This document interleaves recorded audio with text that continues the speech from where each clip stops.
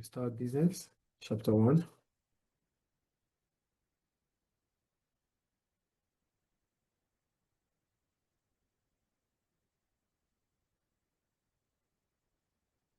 Yeah, chapter 1, stakeholders. So when we talk about stakeholders are a group of individuals who have interest in the business activity. So we call them stakeholders because whatever we do as businesses, they have interest in it. That's why we call them stakeholders. I think stakeholder is clear. So I wrote, these are a group of individuals which have interest in the business activity. So whatever the business do, whatever the business does, they have interest in it. So, but their interests differ because we have different stakeholders. So we have the customers who are stakeholders, we have the banks who are stakeholders, we have the investors who are stakeholders, we have the community, which is part of the stakeholder. We have different stakeholders. So whatever the business does, it affects them directly or indirectly, and that's why we call them stakeholders. So we have two types of stakeholders. We have internal and external. Why do we call them internal stakeholders? We call them internal stakeholders because they are within the business, and we have the external ones which are outside of the business. I think those ones are clear. Great. So that's about stakeholders. So I'm going to go further. Okay.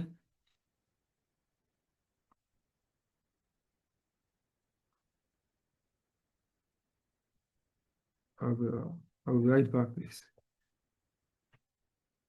Now we go to internal stakeholders, and what are the difference? What are internal stakeholders and their importance as part of the stakeholders? The first one I mentioned is employers.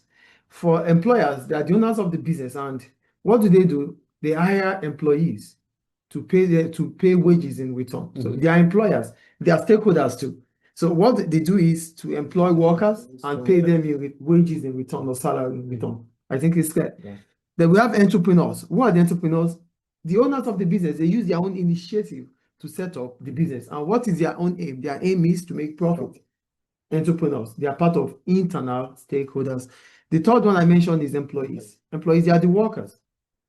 What is their own importance? They help in producing the goods and services. So in return, they get what? Wages in return. I think employees are clear then. Okay. We have the board of directors. These are the governing council or the governing body. They are in charge of making decisions within the business. So their own interest is to make strategic decisions. I want to talk about strategic decisions that would put the business ahead of its competitors. These are what they do. So they are board of directors and they are part of the stakeholders. And the last one we have here is investors.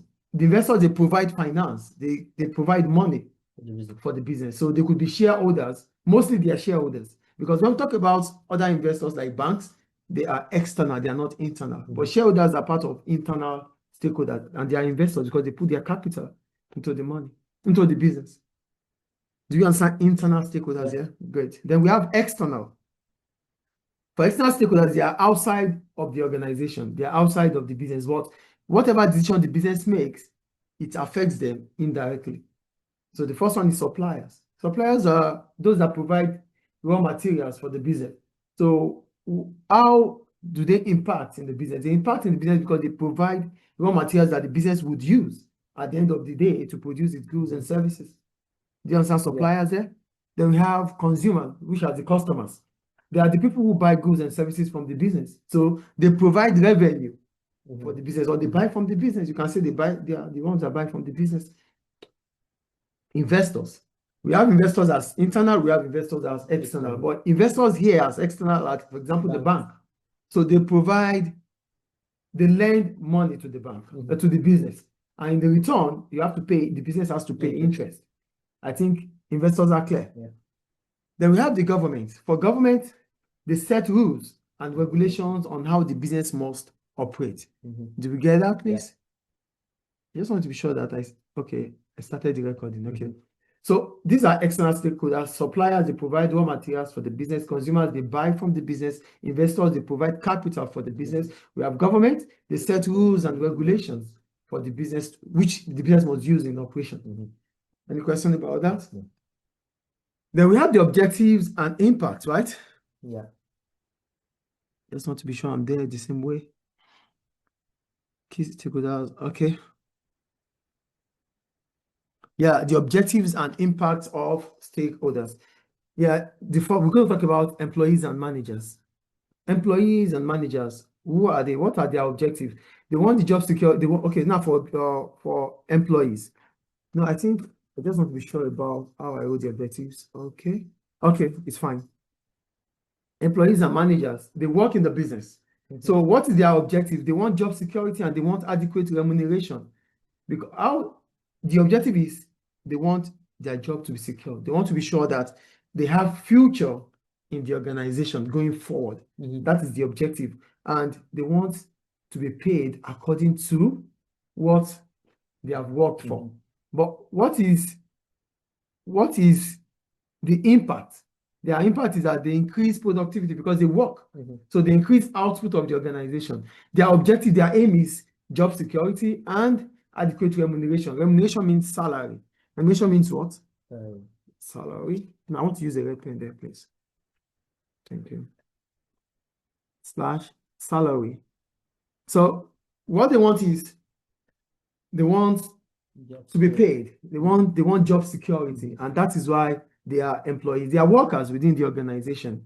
Do you get that? Yeah. Yes, hold on there, please. I want to confirm something. Pause. All right, so we're going to objectives now, right? The first objective of an impact of stakeholders are employees and managers. For employees and managers, they are part of the organization. So because they are part of the organization, they work within the organization. Their objective is, what is their aim? I can't just continue to work in an organization without having a reason to work within the organization. So for an employee, I want job security. And wanting job security means I want to be sure about the future. So if I'm sure about the future, then I'll be able to increase my output. So for employees, they want job security. Managers also want job security because managers are the people that make day-to-day decisions regarding the business. So they want to be sure about the future. And being sure about the future means they can be rest assured that whatever happens to the company going forward, they are part of it positively. So their objective is job security and adequate remuneration. And when we talk about adequate remuneration, I said it's what? Salary. So employees want salary and they want to be sure about the future, that the company has a plan for them going forward. Then as soon as that happens, what is their own impact within the organization? Their impact is that they increase productivity. Because workers, you employ them to add output to the organization. And because their job is secured, you get them paid, they'll be able to increase the productivity of the organization. So the impact of employees and managers is that they increase productivity of the organization. But their objective, why they are working, is because they want job security and they want adequate salary. I think employees and managers are clear there. Yeah. Then we have investors. Why do we call them investors? We call them investors because they put money into the business, they put capital into the business. But what is their objective? The objective is to obtain accurate information, which allows them to make the right decision. You know, it's your money. You want to put your money into the business. Putting your money into the business means you need the right information, because you cannot work without information. Information gives you the opportunity to make the right decision. Do you get it? Yeah. So investors, they want to obtain accurate information, which allows them to make the right decision. So what is the impact? They contribute salary, they contribute growth, they contribute to the growth of the organization because they put money into the organization. You know, sometimes the business might need to expand the organization. If they have to expand the organization, they might have to do it with investors. So investors they need to be convinced that, oh, if we're putting our money into this business will yield a return on our investment. So for investors, their objective is to obtain accurate information that allows them to make the right decision. And the impact is that they contribute to the growth of the organization. That is about the objective of investors here as a stakeholder. Then we have consumers. Consumers are also stakeholders because they are the kingpin of the business. So whatever they do is very important. So what is their own objective? They want good quality product and they want safe product. They want a product that would not be detrimental to their health. They want products that is hygiene for them. So good quality product and safe product is their objective. And what is their impact? They pay. As soon as a good is purchased, The customer will give money. In return, there's exchange between the business and the customer. So it simply means that as soon as your customer buys from you, there's an exchange from you, from the customer to you. That means they provide sales revenue that sustain the business. So that's the objective of stakeholders now, our objective of customers now. The objective is good quality and safe products. But the impact of customers to the business is that they provide revenue for the business. So without the customers, we don't make revenue as businesses. I think the point is clear there. Yeah. Great.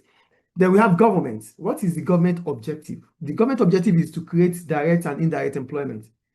Remember, let's even take Libya as an example. The government of Libya would want to ensure that all the workforce of Libya are able to work. That means if you are in that age to work and you have the ability to work, you have a job. Because if you don't have a job, it becomes a burden to the government. It becomes a burden to the government. So one of the government, that's I'm deviating to economics now. One of the government macroeconomic objective is to ensure that unemployment reduces. And if unemployment is reducing, it simply means employment is increasing. Do you get it? So government would want to create jobs directly or indirectly, because if government is able to do that, it allows government to spend less on unemployment benefit and spend on other aspects, because government will be able to make more money because there's job. If you have job, you pay taxes. Not only that you pay income tax, you also pay VAT, value added tax, because you go to the stores to buy stuff. And whenever you buy there, you pay value added tax. So without income, you can't buy any other thing. So that is the point about government here. When it comes to objective and impact of stakeholders, government, they create the objective is to create direct and indirect employment. And the impact, they establish regulations and laws that the business must comply with. So businesses will not be able to, they won't be able to cheat on customers. They won't be able to, to act illegally or unprofessional, unethical to customers, because whatever they do, the government is there to watch on them, because government will come up with laws that will guide how they operate. And no one is always above the law. Yeah. Do you get that? So that's about government there. Any question about government? So we're done with government. The next one is what? Needs and wants of the stakeholder. Needs and wants of stakeholders, right? Yeah. Startup stage. Okay, needs and wants of stakeholders. Okay, great. Needs and wants of stakeholders. So when we talk about needs and wants of stakeholders, we already know who the stakeholders are. We have entrepreneurs, we have employees, we have investors, consumers. So what are their needs and wants at the startup stage? When we talk about startup stage, we're simply talking about the first stage. That means as soon as you're starting your business, the stage you start up with. It's a new business. Oh, I'm thinking about setting up a business. That period of time that you're setting up that business is a startup stage. Do you get it? Yeah. That's what we call a startup stage. So what are those needs and wants of a stakeholder during the startup stage? So we start with entrepreneurs. Who are the entrepreneurs? The owners of the business. They take risk. They come up with their own initiative idea to set up the business by even putting their own money into the business. So that is the risks they take. So what are their needs and wants during the startup stage? For entrepreneurs, the needs are skilled workforce. They can't do the business without workers. So they need skilled workers. It's just like you setting up a school. When you set up a school without qualified teachers, the school will go down. So you need experienced and quality workers to start up with. So as an entrepreneur, at the initial stage of your operation, you need skilled workforce. That is the need. Then the wants, because it's a startup stage, wants becomes profitability. You might not make profit at the beginning of the business. It is not all business that make profit initially.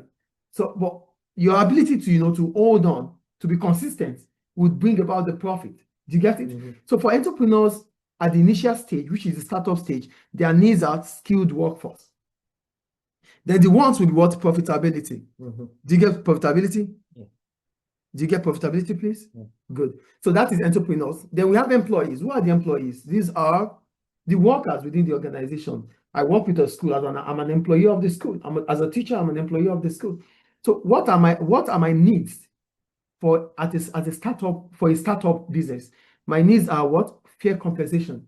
Oh, the business is new. Yes, we know the business is new. Or the business might not be able to pay as existing businesses in the market, but at least I should get a fair compensation. That means What I've worked for, I get paid for. So as employees, the needs of employees during the startup stage of a business is fair compensation. But the wants is what? Career growth. You can't expect your employers to start thinking about how to train you. And that is why at the initial stage of operation for entrepreneurs, they employ skilled workforce. They don't have the luxury, they don't have the financial capacity or capability to start training workers. It's a new business, and you want them to start spending on workers, on training. They won't be able to do that. And that is why when you look at the startup stage of employees, career growth is what I want. It's wants because the living does not depend on it. The existence or the operations of the business does not depend on that. That's why the entrepreneur at the initial stage, they employ skilled workers so that they would not be training workers because they don't have that financial capability to do that. It's a new business. Do you get employees there, right? Yeah. Then we have investors. For the investors, they are the ones they are the financiers. They put money into the business. What is their need at the initial stage of the business? They want a strong business plan. You know, if you fail to plan, you are planning to fail. So as investors, as financiers, they don't just want to put their money out there for you to play with. They need to be convinced. And how are they going to be convinced? They're only going to be convinced with your business plan. So if your business plan is concrete, is objective, is standard, then they will be convinced that, okay, yeah, we can put our money into it. So their need during the initial stage of a business startup is a strong business plan, because that is the only way they can be convinced of putting their money into the business. Their wants, because it's an initial stage, you don't expect the business to come up with a huge profit. So it simply means high returns is a want. At that time, you want high profit. Return is the profit the business makes. So if I'm putting 100 into the business, I want to make like 5,000 immediately. It's not possible. So it's a want. If it happens, okay, fine. But if it doesn't happen, it doesn't end the business. Do you get it? Yeah. So for investors, they won't be able to make high returns initially. That's why it is a want. Do you get that? Yeah. Okay, then the next one is what? Yeah. Consumers, right? For consumers, at the initial stage of a business startup, they want quality product, because you cannot even attract customers without quality. And what is quality? Quality means meeting customers' expectation. So it simply means you cannot talk about a business without quality. You cannot sell your product without quality. Quality will bring the customers to you. Quality will attract customers. And if they are able to buy and they figure out that the quality of the product is intact, they will always come back to buy. That creates what we call customer loyalty. Do you get it? Is it making sense there, please? Is it making sense? Yeah. Okay. So consumers, their needs during the initial stage or the startup stage of a business is quality product. Want is low price. Quality, it's difficult. You want a quality product and you want it at an affordable price or at a lower price. It's not possible. So that's why want is what is a low price is a want at that stage. Because the business, quality doesn't come with, quality is not cheap.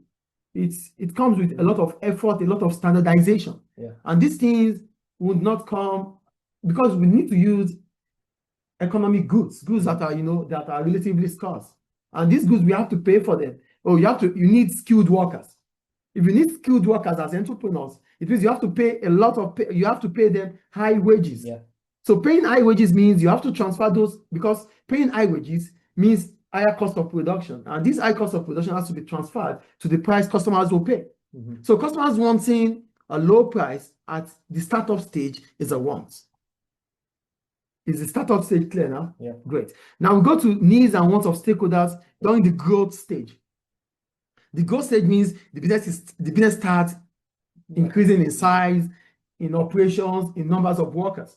So the business is now transforming. The business is now transiting from the startup to an expansion stage. So during this transiting, what are the needs and wants of entrepreneurs as a stakeholder? For entrepreneurs, their needs are still finance. They need more finance. What is finance? Disbursement of cash from the surplus unit to the deficit unit. So because they are expanding, they need more money. So expansion brings about more cash, right? So entrepreneurs need is finance. Their wants It's market expansion. Market expansion, like, oh, we want to move from the Libyan market to the Turkish market, or from the Turkish market. We want to go global. We want to go global. And that is not easy. So it's a want, because the business is still growing. You still need a lot of resources to reach that stage, except if you are thinking about external growth, because we have internal growth and external growth. Internal growth simply means you grow using your own resources. You grow using your own resources. And there's external, which means you're going using other resources. So that might be easier for you to go into to extend the market. But when it comes to using your own resources to grow, it's difficult to just go global. That's why they say it's a want here. I think it's good. Yeah. Then for employees are the workers, right? What is their needs during the growth stage? Job security. Now the business is moving. Now the business is expanding. We have to be sure that going forward for the business, we are part of the, we are part of the plan of the business. So that is why employees, they want job security. They want to be sure that their future is in the organization. Their want is promotion. The business is growing, yes. They want to be promoted, because when promotion comes, it comes with higher remuneration. So it's a want at that period of time. Investors, they are still the financiers, they are the owners of the business, yes or no? So they want continued return on investment, because they continue to put money into the business. Because they continue to put money into the business, they need return, continued return on investment. So that is a need. We can't just put our money there without getting the return on investment. Yeah. Their want is what? Increased dividends. And when we talk about dividends, we're talking about share of profit. So wanting to want more dividends, it means it's a want, because as soon as the business grows or expands, part of the profit made has to be returned into the business. We call it retained profit. That is about investors. So their need is continued return on investment, which is fine, which is normal. But increased dividends, you want your dividends to increase, that would be a bit difficult, because it will conflict with other stakeholders' objectives or other stakeholders' interests. Because when you increase the dividends of shareholders, it simply means the profits or the reserves of the business reduces. You can't eat your cake and have it. It's either you have it in your hand or it's in your mouth. So same goes to here. If you are increasing the shareholders' profits, you are reducing your own retained earnings. You get investors there? Then we have consumers, who are the kingpin of the business. For consumers, their need is what? Consistent quality. They want the product. Yeah, you give us quality products today. Oh, the water has quality. The next day it has to, the quality must continue. Because if the quality stops, then we deviate. We stop buying from you. So constant quality, consistent or constant quality is the needs of consumers. Then their wants, they want new features. Oh, this bottled water, they want another feature. They want something, they want innovative ideas by the business that would make them to get stuck with you. So that is a want, because it's not important. I think it's clear. Any question about that? Then we go to stakeholders conflict, right? Great. Because we are stakeholders, we have different interests. And as a result of that, because our interests differ, it simply means that we would have disagreement in the course of, there's going to be opportunity cost. Let me put it that way. Different stakeholders have different objectives. And because we have different objectives, so whenever a business makes decision regarding the stakeholders, it will affect other stakeholders. Is it making sense or not? Okay. So we start here. Stakeholders conflict. The first one I'm going to talk about is, okay, I wrote stakeholders conflict. This is the disagreement between different stakeholders based on their interests. School is a business. It has different stakeholders. The students are there, the teachers are there, the government is there, the community is there, the banks are there, and the rest. So if the school is making a decision about teachers, it might affect students. If the school is making decisions about the students, it might affect the teachers or the parents, So that is why there's always going to be disagreements when it comes to stakeholders' objective. Are you getting it, please? Okay, great. So we're going to start with employees versus shareholders. Employees are the owners of the business, yes? Employees are the workers in the business, yes or no? And shareholders, what do they want? They want high dividends. So if a business wants to pay high dividends to shareholders, it might mean that employees will be getting lower wages. Do you get the point here? Employees will want a higher pay. which reduces profit, as a result, reduces dividends for shareholders. So if profit is increasing for shareholders, it might have affect employees' wages or salary. That's the conflict. Yeah. Suppliers versus managers. For suppliers, they supply raw materials to the business, right? Yes or no? Managers are the ones that make day-to-day decisions about the business. Managers will want a way to negotiate prices that are lower for the raw materials. Yes or no? But suppliers want to sell at a higher price so that they can make profits too. Yeah. So there's conflicts here because managers want to negotiate a downward price. Suppliers want to sell at a higher price. So there's conflict. Does it make sense? Yeah. Then consumers versus entrepreneurs. Consumers are the kingpin of the business, right? They buy from the business. Because they buy from the business, entrepreneurs have put their own money, their own initiative to set up a business. Yes or no? If they have put their own initiative and put their own money to set the business, they want to make profit. Making profits means they might have to sell at a higher price. Selling at a higher price is not ideal for consumers. Consumers will not be happy. So consumers want a cheaper product. Entrepreneurs want a higher price. So if consumers want a quality product, it has to come with a higher price. And if entrepreneurs are going to invest more money into the business, they want to make more profit. To make more profit, they need to increase the prices. So there's conflict of interest between entrepreneurs and consumers because entrepreneurs want higher profit, consumers want a lower price. And lower price will not bring about higher profit mostly. Do you get it? That's the conflict between them. Now that takes us to, that's all about stakeholders. Any question about it? So we go to contracts. Are you there? Yeah. So for contracts, do you have a charger? Okay. For contracts,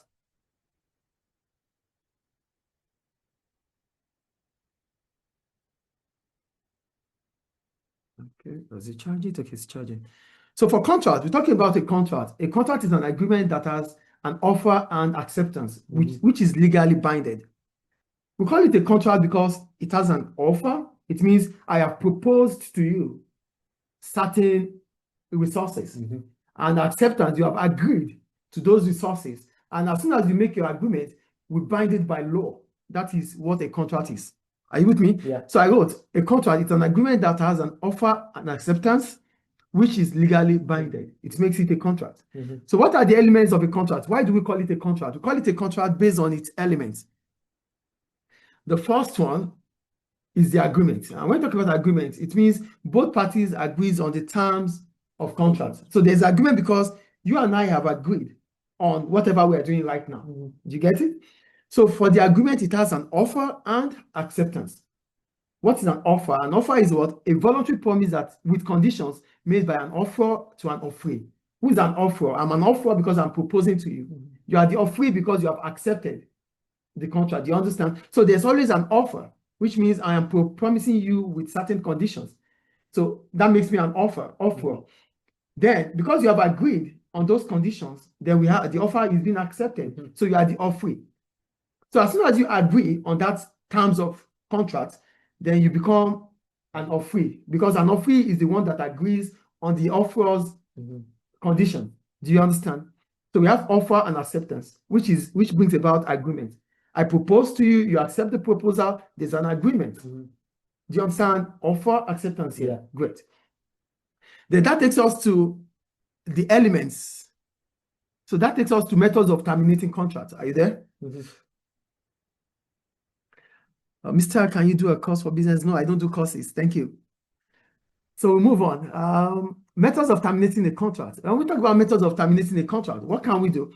The first thing is, when you terminate a contract, is an agreement that has bind us together. Okay. Because it has bind us together, it simply means we have to respect it. So sometimes things will happen beyond our control. And if these things happen, the contract has to be terminated. So what are the ways in which contracts are terminated? The first one, performance. For performance, it simply means we ended the contract based on what we are supposed to do. I've done my part, you've done your part, the contract ended. That is performance. So I'm going to read further. Methods of terminating a contract. Performance. This occurs where both parties carry out their duties as required by the contract. So, you gave me a contract. You have, Mr. Latif, do A, B, C, D. Okay, I've accepted for Mr. X to do A, B, C, D. So I've done A, B, C, D, and Mr. X has paid me for A, B, C, D. The contract ended. That is based on performance. Do you understand methods of terminating here? Yeah. For performance, it means we have both carried out our duties and the contract ended peacefully. Performance. The second method of terminating contract is agreement. So this occurs when both parties to a contract terminate with mutual consent. So you and I will start down and we figure out that we can no longer continue with the terms and conditions of the contract. So we are ending it mutually. So we both agree. That is what we call mutual consent. Sometimes in football, you hear that, Inter Milan has ended the contract with maybe Roberto Baggio on mutual agreement. So that with mutual consent. So Roberto Baggio and Inter Milan, they both agree to go separate ways. That is agreement. Is it clear? Yeah. That's the second one. Now the third one. Frustration. When it comes to frustration, these are external causes. It might be because of pandemic, it might be because one of the parties dies. These things are beyond the control. So if you have an agreement with someone and the person dies, that's the agreement ended. Officially, it ended. So that is frustration. So yeah, I wrote, this occurs where an unforeseen event occurred. It's unforeseen. It's not predictable. It's beyond your control. But when it happens, it might literally end the contract. That is frustration. Is frustration clear? Yeah. And the last one is breach. There's breach of contract when I do not perform my duty as signed. Oh, Mr. Latif, you get ABC done. And you're expecting me to do ABC. I did not do ABC. That's a breach of agreement. It means I did not honor the contract. And when this happens, I have to compensate you for that. Do you understand breach here? So this occurs when one of the parties breaks the condition of the contract. So there's breach of contract because one party has broken the promise that was made by either the offerer or the offeree. Oh, you're supposed to pay me this and you didn't pay me that. That is a breach of agreement. So these are the methods of terminating a contract. Performance, agreement, frustration, breach. Are they clear? Yeah. So we move on. Okay, yeah, we go to remedies for breach of contract. So as soon as there's a breach of contract, it doesn't end there. There's what we call remedies. That means compensation. Remedies are what? Compensation. What do I call it? Compensation. So solutions to breach, because these things will not just happen and we end it like that. No. One has to pay for it. There's a price to pay for it. So whenever there's a breach of contract, what do we do? Number one, because it's a breach of contract, it is not frustration, it is not performance, it is not what's the last one? It's not frustration, it's not performance, it is not what else we talked about? Agreement. No. Frustration, performance, and what? Okay, agreement, yes, thank you. It's agreement. So it is not this one, it is a breach. You do not carry out your duty. Or I did not carry out my duty. This is a breach of agreement.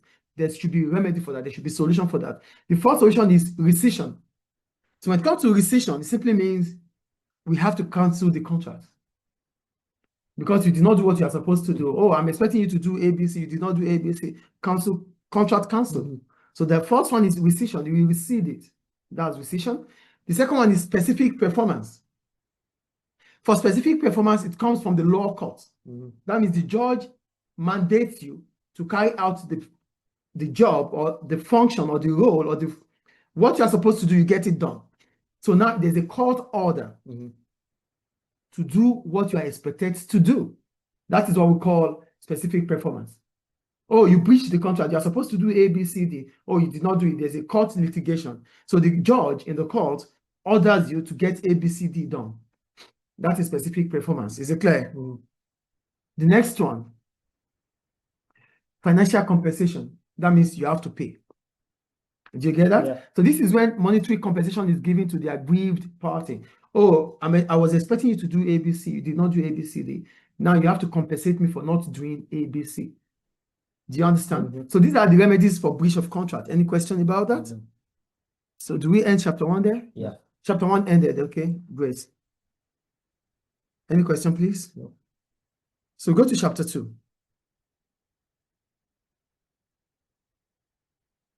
So chapter 2 is innovation and enterprise. Are you there? Great. So what is innovation? Innovation refers to development of a new idea. It's innovative because it's something that is new. You're coming up with a new idea. That's what innovation is about. Okay.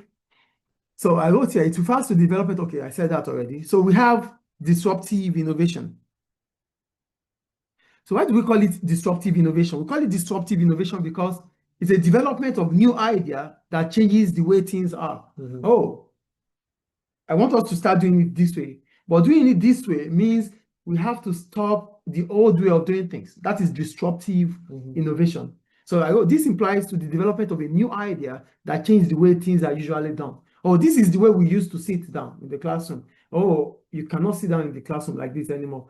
So this innovative idea has brought about a change in the ways you do things. Oh, I don't want students to chewing gum in my classroom. I don't want it. Oh, you used to chewing gum in the class. Well, I don't want it in my classroom. It's an innovative idea. So because the students do not want it, because they are used to chewing gum in the classroom, and I want to stop them from chewing gum in the classroom, it becomes a disruptive innovation. Do you get disruptive innovation here? Yeah. Great. So we go on. We have other things there. Now, importance of innovation. Are you there? Yeah. So the importance of innovation, the first one is competitive advantage. When a business is able to come up with innovative ideas, it gives it a hedge over its competitors. So it puts you ahead of your competitors because you have come up with ideas that are not always there. Do you get it? Yeah. Okay. So that is the first one. The first one about the importance of innovation is competitive advantage. When you talk about competitive advantage, it simply means it gives you an edge over your competitors. You know, you have your competitors. Your competitors are those that sell the same product as yours. And they have the same customers. They are trying to sell to the same customers as you because there's no customer in heaven. All the customers are here. So whoever you want to sell to are here on earth. So you have to fight with them in terms of gaining customers. So, but because you have come up with a new idea, it gives you an edge over your rivals. The second advantage or importance of innovation is that it drives growth. It makes growth to become faster. So here it enhances growth as consumers want new features. You know, one of the needs or one of the wants of consumers at the growth stage is that they want new features. So wanting new features means come up with an innovative idea. Let the product look better than how it was. Improve on it. And when you do this, customers, they become emotionally attached to your products. So they always want to buy from you. So that is growth. Because if your customer base increases, your business will expand. The third one is adaptability.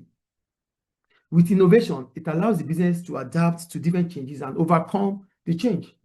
So whenever there's a problem, there's a problem in the market, the problem now, because you can come up with a new idea or new method, that allows you to overcome the challenges.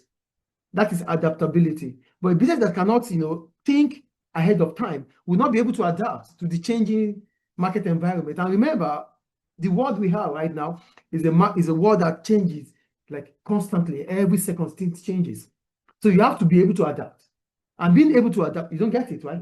Okay. Adaptability means you are able to survive. And being able to survive means you suit in to the challenges or you suit into the changes around. Oh, they want you to do A, B, C. That is what they want you to do. Oh, we cannot do A, B, C. That means you cannot adapt. So, but being able to, adjust, being able to have the flexibility to do the A, B, C that is required of you is adaptability. And being able to do it means you have innovative ideas. You get it now, right? Okay. The next one is increased efficiency and productivity. Because you come up with new methods of doing things, which is innovation, that means you will increase your output because you'll be able to do things faster and better. And that also reduces waste. Do you get it? And the last one here is attract and retain talents. When a company is innovative, potential workers will want to work there. They would not want to leave your organization to go to your rivals. They want to stay with you because they know staying with you improves them. But if you are a company that is not innovative, your workers would leave. They go to companies that are more innovative than you. Do you get it? Yeah. So these are the importance of, or the uses or the advantages of innovation. Any question about that? So we move on. Enterprise. When we talk about enterprise, for me, an enterprise is the office of an entrepreneur. I think like that. I'm just telling you this. We call it an enterprise because it is an office of an entrepreneur. So without an office, do we have a business? No. Do you get it? So here I wrote, an enterprise is the initiative taken by an entrepreneur to set up a business. So the initiative, the idea, the mindset you have to set up a business is an enterprise. Did you get enterprise here? Great. So that takes us to an entrepreneur. Who's an entrepreneur? An entrepreneur is an individual who takes the risk of setting up a business. Is it clear? Yeah. Any question about that? Good. The aim of making profit. Yeah, with the aim of making profit, yes. So go to types of enterprise now.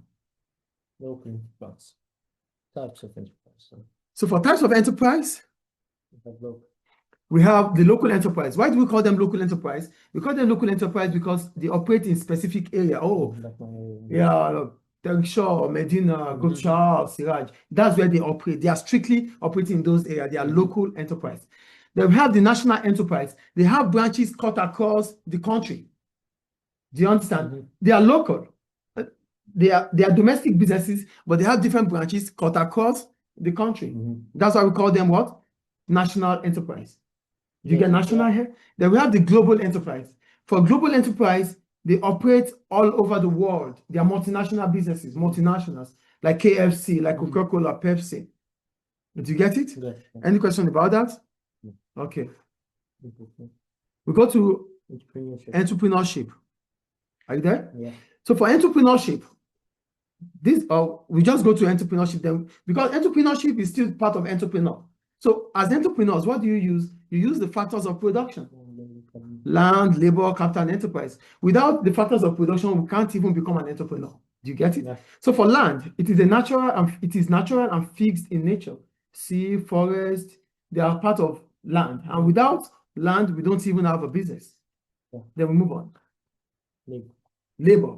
The workers who use their mental and physical efforts to produce goods and services. That's workers. Without workers, we don't even have a business. The next one is capital. Are you there? The human resource. Yeah, capital. We're talking about human-made resources. The laptop, the telephone. These are the equipment, machines. Without them, we call them human-made resources because we create them from natural resources. Equipment. So these things are part of entrepreneurship. And entrepreneurship itself, the initiative, the idea of setting up a business. Any question about that? Good. So we go to reasons people become entrepreneurs. Yeah. So why do I choose to become an entrepreneur? I have financial reasons, non-financial reasons, and I could also have what we call the social reasons. But we're going to be restricted to financial and non-financial here. So what are financial reasons of becoming an entrepreneur? It involves money. So the first one is financial security. An entrepreneur believes that setting up a business brings more income than working for some other employers. Working for someone as an employee, working for someone as an employee. So there's financial security because it's your business. In as much as it's your business, the inflow of cash depends on you, not your employers. So that's financial security. You got it, right? Okay. The second one, provide self-employment. When you starting a business means an entrepreneur can create a job for themselves. So it's financial because you start up your business, and it means you start up your own job, and your own job will make you money. So financial. Do you get it? Yeah. So these are financial reasons why people might choose to become an entrepreneur. Now go to non-financial, which is not monetary. The first one is independence. As an entrepreneur, you make decisions concerning the business. You choose your time. You choose your money. You choose when you want to open, when you want to close. Nobody's going to do that for you. Nobody's going to tell you when and how to open. So that is independence. You do things the way, at your own pace. Limited career paths. Setting up your own business opens new opportunities for you. Unlike if you're an employee. As an employee, it is limited to what employers are offering you. So if you choose to become an employee, so when you seek for employment, whatever your employers give to you is what you take. you cannot create jobs for them. Do you understand? Yeah. So it simply means you might not have a career, you might not have career opportunities as an employee. So as an employee, you are limited. There's limitation to your career path. But as an owner of a business, you have opportunities for career growth.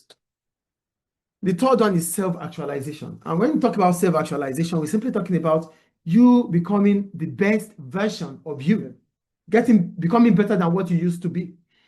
So as an entrepreneur, but becoming an entrepreneur means you achieved your dream. And that is what is a sense of satisfaction. When you achieve, just like you succeeded, when you succeed, you feel great about yourself. You feel satisfied. It's a sense of satisfaction. That is self-actualization. Do you get that? The next one is to fill gap in the market, which is not financial. As an entrepreneur, what you are supposed to do is to figure out the gap in the market and make a product out of that. So you want to create what others do not have and what people want to buy. That means you are filling a gap in the market. Do you understand? So it means products or services that is not available in the market can be made available. Yes. The next one is create employment for others. When you create employment for yourself, it is financial. When you create employment for others, it's non-financial. Do you get it here? So starting a business means jobs are available for others. Do you get it? Yeah. We'll move on, please. Yeah. Reasons, risk and rewards of entrepreneurs. Risk and rewards, yeah. Challenges, risks, and rewards of entrepreneurship. So, being an entrepreneur is a decision which involves both risk and rewards. Whatever decision you make in this world, in this life, there's a risk of it, there's a risk for it, and there's a reward for it. Do you get it? So we're going to start with entrepreneurs. So for entrepreneurs, the risks are either personal or financial. So what is the risk you take as an entrepreneur when it comes to the personal level? For personal level, it means if the business fails, your reputation is at stake. Nobody talks about businesses that have failed. So if your business fails, what they say is you make a poor decision.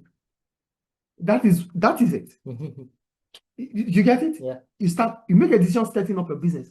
But if the business fails, it means you are not good in making decisions. So your reputation is at stake.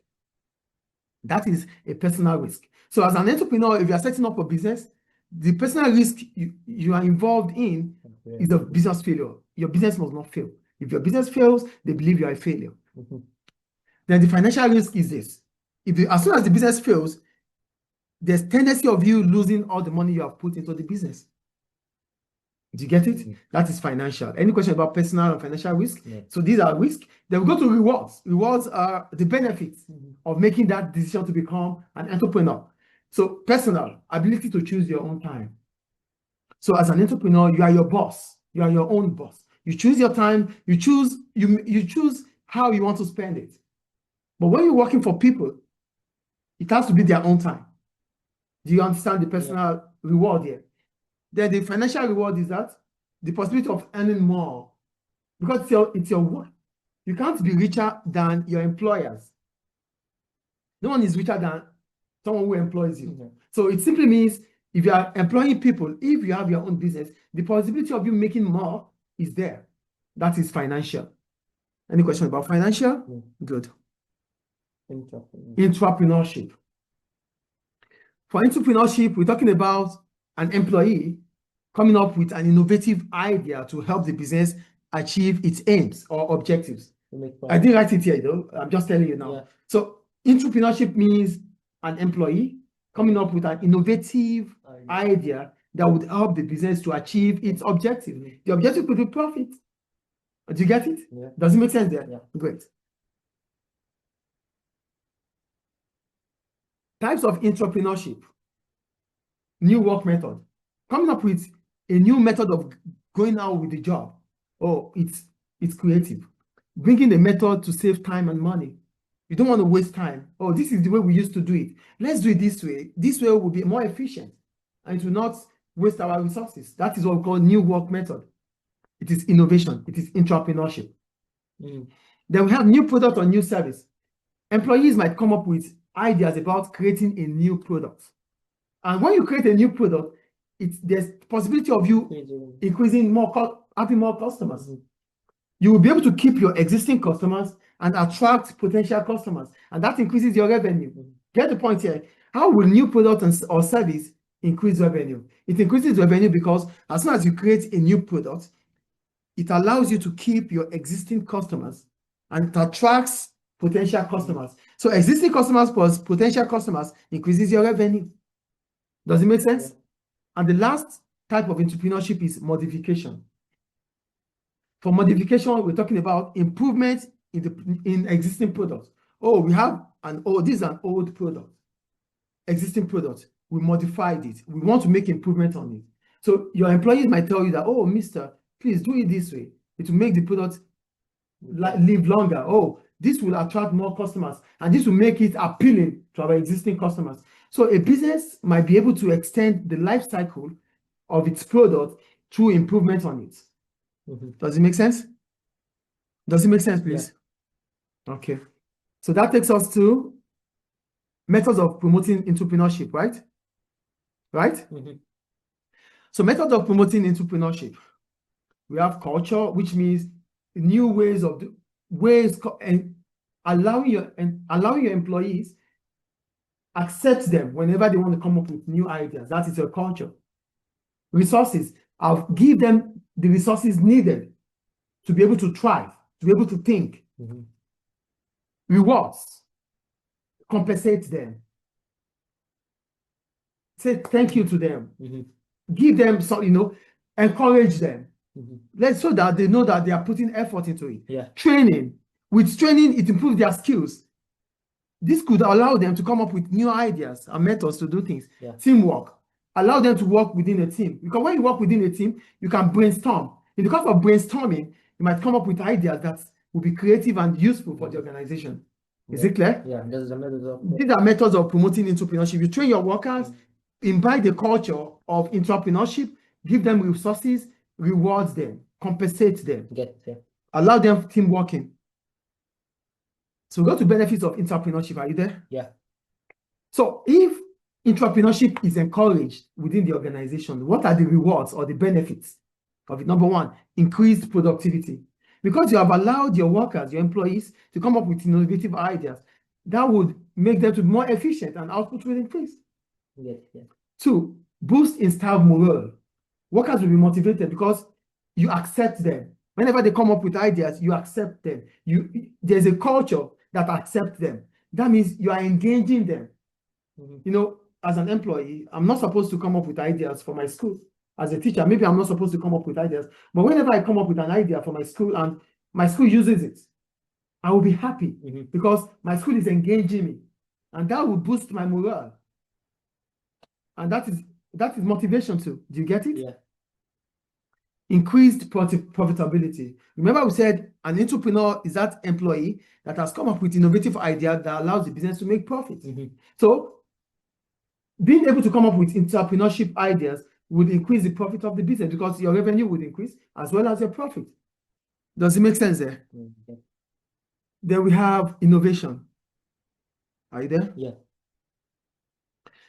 So what is innovation itself? Innovators, sorry, who are the innovators? Innovators are people who introduce new methods, new ideas, new products. These are innovators. So when you come up with new ideas, when you come up with new methods, when you come up with new products, you're an innovator. Do you understand who an innovator is? So what are the competencies? What are those things you need to have as an innovator? Number one is risk taking. They take calculated risk, which in turn give them competitive advantage. As innovators, you don't just take a risk, you take a calculative risk. And when you're able to take this calculative risk, if the risk turns out to be a success, it gives you an edge over your competitors. Two, creativity. To introduce a new product means you are able to develop a new product. You can't come up with a new product without developing a new product. So you need to be creative. So another competency of an innovator is to be creative. Creativity brings about innovation. Yeah. Do you get that? Yeah. The next one is resilience. When talk about resilience, it means your ability to bounce back whenever there's a setback. Your ability to bounce